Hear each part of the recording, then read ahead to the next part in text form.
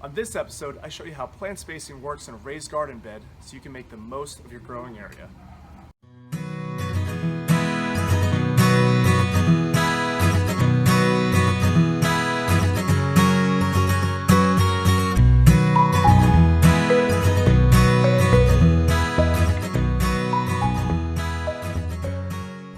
Hi everyone, I'm Bryan from Garden in Minutes, and this is episode 11 of Easy Growing.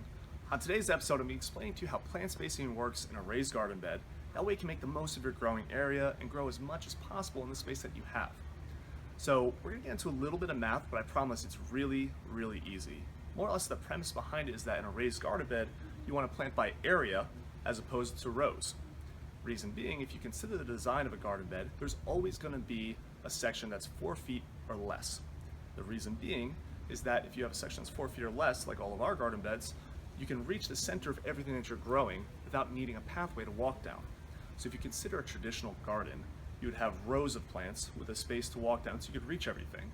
Since you can reach everything in a raised garden bed by arm's length, you don't need that and you can plant in that valuable space. So what you want to do is take your garden bed and consider it as planting sections within it. That's really where the garden grid comes in handy. The garden grid basically splits up your planting area into square foot sections.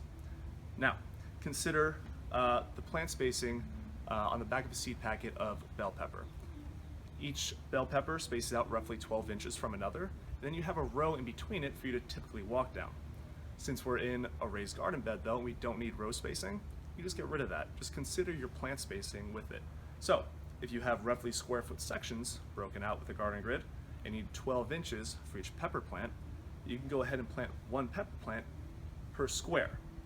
The reason being is that between each plant, you still have your 12 inches, but you don't need to have the row spacing between it to walk through.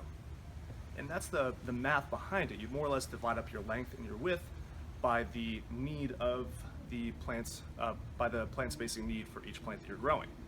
So let's get a little bit more advanced. We'll take a carrot. Most carrots need about 4 inches between each carrot plant in order to grow.